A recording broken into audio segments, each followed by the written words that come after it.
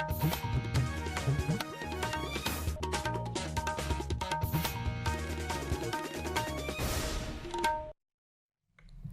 evening, this is Akashvani Kohima. I am Jajnya Mehta with the news. The headlines. Prime Minister Narendra Modi says Operation Sindoor sends strong global message about India's zero-tolerance policy towards terrorism.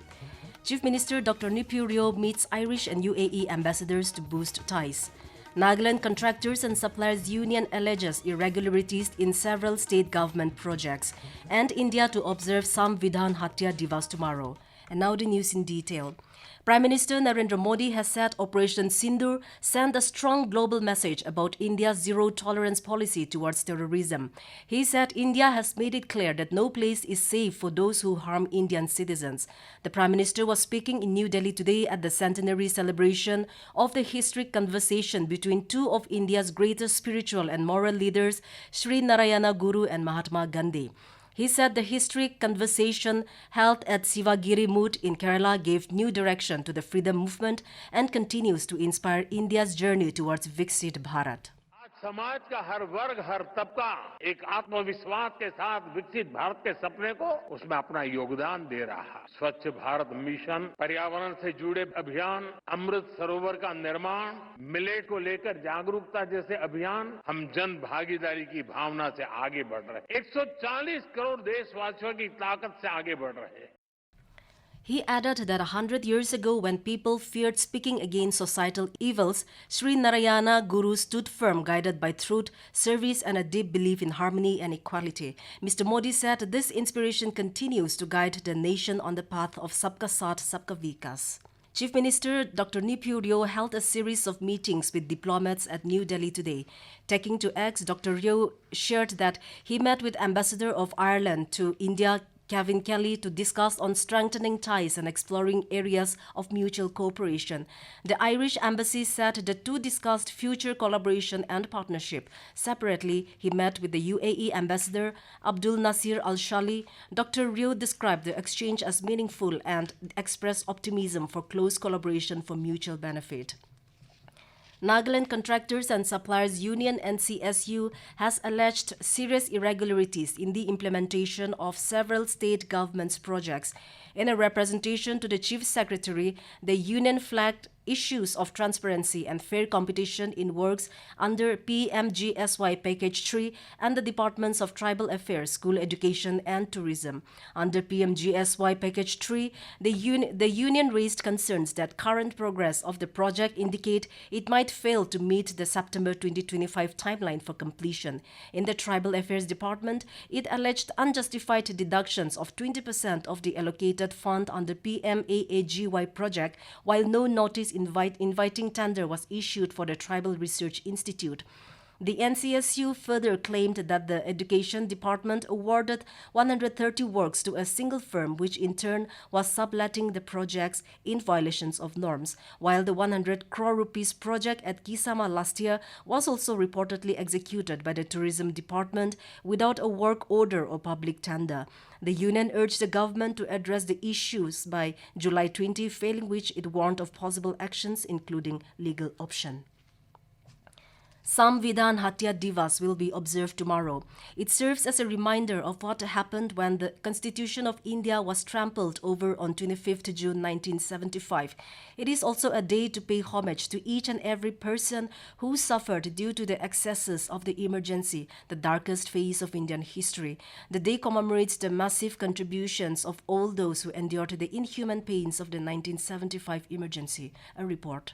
Last year, the government had declared 25th June as Samvidhaan Hatya Diwas to pay tribute to all those who suffered and fought against the gross abuse of power during the period of emergency and to recommit the people of India to not support in any manner such gross abuse of power in future. On 25th June 1975, in a brazen display of a dictatorial mindset, the then Indira Gandhi government had imposed the emergency on the nation for 18 months. Lakhs of people were thrown behind bars for no fault of their own and the voice of the media was silenced. Samvidhaan Hatya Diwas intends to honor the spirit of millions who struggled to revive democracy despite facing inexplicable persecution at the hands of an oppressive government. The observance of Samvidhaan Hatya Diwas helps in keeping the eternal flame of individual freedom and democracy alive in every Indian, thus preventing any dictatorial force from repeating those horrors. With Anupam's report, Kahar Henry, Akashvani News, Kohima. This is Akashvani Kohima giving you the news. For quick news update, follow us on our X handles, AIR News Alerts and AIR_Kohima. You can also listen to this news bulletin on News on Air app and YouTube channel AIR News Kohima.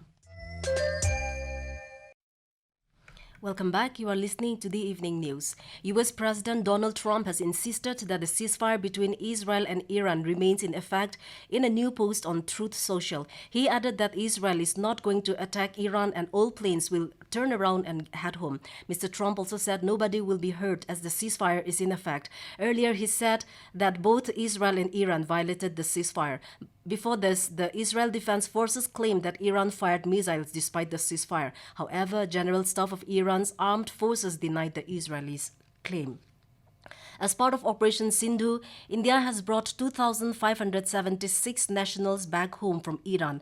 An update from the External Affairs Ministry said 281 Indian nationals along with 3 Sri Lankans and 2 Nepalese nationals were evacuated from Iran and arrived in New Delhi in the afternoon today.